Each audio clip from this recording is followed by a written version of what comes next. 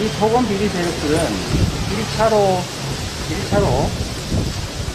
LH에 로비하고 신영수 국회의원 동생한테 뇌물 주고 LH 출신들한테는 수십억 뇌물 뿌려가지고 공공개발 포기하고 민영개발 할 수 있는 상황을 만들었습니다. 그 토건 비리 세력하고 유착한 게 국힘 아닙니까? 그리고 제가 시장 내에서 공영개발 한다니까 시의회가 다 국힘 다수당이었는데 그 당이 지배한 의회가 반대해서 직접 공영개발할 지방채 발행이 좌절됐어요. 결국 그들 의도대로 우리가 완전한 공영개발을 못하게 돼버린 거죠. 이번에 제가 어떤 방송의 보도를 보고 알게 됐는데 저도 주주가 누군지 정말 궁금했습니다. 저는 당연히 은행들이 주주인 줄 알았죠. 은행들이 자금을 투자한. 근데 아닌 주주가 있었다는데 그 아닌 주주 중에 절반이 보니까 놀랍게도 제가 공중분해 시켰다고 생각했던 다 구속되고 그랬으니까요. 그 땅을 매입했던 그 집단이었더라고요, 보니까. 그 땅을 사가지고. 그래서 그 땅을 사서 가지고 있는 사람 입장에서는 이게 만약에 다른 사람이 개발을 하면 토지 수용으로 완전히 땅을 뺏기기 때문에 이제 손해로 완벽하게 귀착이 되잖아요. 그래서 아마 그 은행을 낀 최초 토지 매입했던 그 세력들이 반드시 이 사업을 해야 되고 안 하면 엄청난 손실로 확정이 되니까 가장 좋은 조건을 제시했던 것 같습니다. 그리고 그 3개 컨소시엄 중에 제일 좋은 조건 제시한 데가 사업자가 됐고요.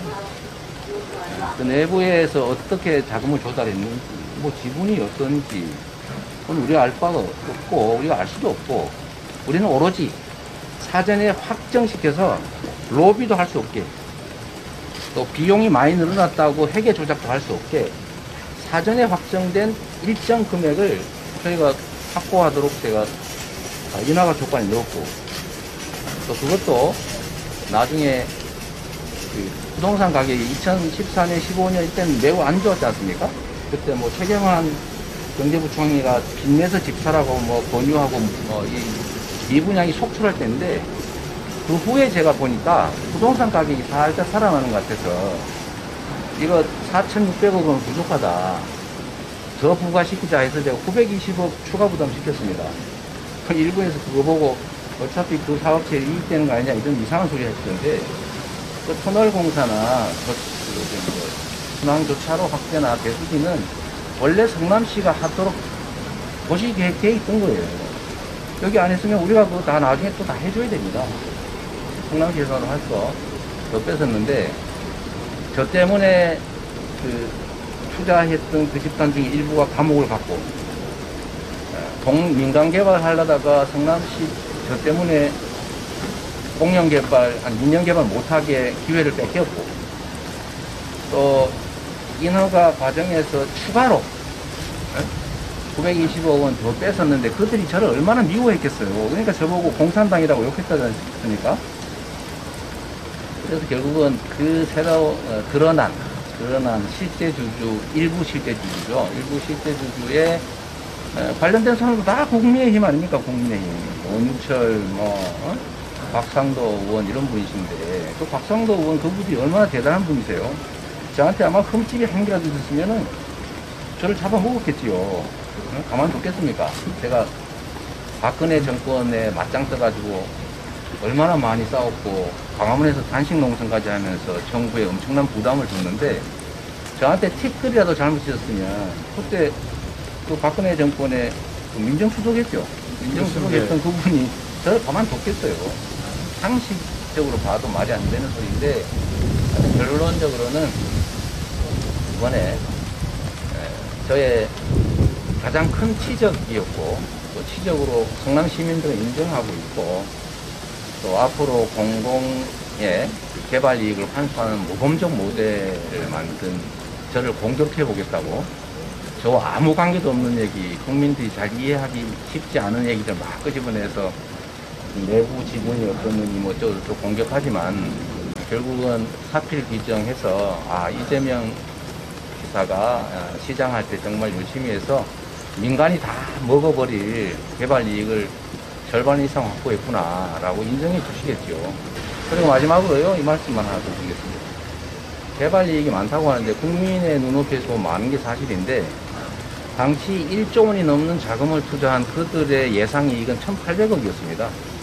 4,600억을 우리는 투자도 없이 확정했고 그런데 왜 그들의 개발 이익이 그렇게 늘었냐? 2014, 15년 당시에는 이 분양에다가 정부가 빚내서 집사라고 막 요구하던 부동산 침체기인데 그 후에 집값이 2배로 오를지를 제가 어떻게 압니까? 아무도 알 수 없었던 일이죠. 집값이 오른 거는 그 집값을 오르게 해서 개발 이익을 늘려준 것이지 제가 늘린 건 아니지 않습니까? 그리고 또 일부에서 그 얘기 하던데 개발 이익이 많이 날 경우를 가정해서 이익을 환수하는 장치를 왜 안 만들었냐 그러는데 그러면 그들이 딱 그렇게 얘기하게 돼 있어요. 그러면 부동산 가격 떨어졌을 때 우리가 손실을 같이 부담해라고 얘기할 거 아닙니까? 근데 우리는 그런 위험 부담을 할 수가 없죠. 할 필요도 없고 단위 개발 사업에서 성남시 예산의 근 20% 일반 회계 예산의 20%에 해당되는 엄청난 이익을 주민 1인당 55만 원에 해당되는 엄청난 현금 이익을 확보했는데 우리가 왜 더 부담을 하겠어요?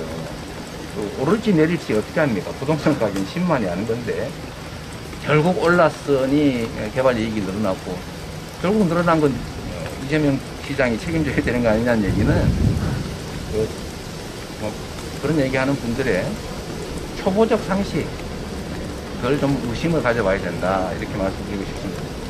국민들 입장에서는 왜 마저 환수하지 못했느냐라고 말씀하시지만 당시 법령으로 할 수 있는 방법이 없었습니다.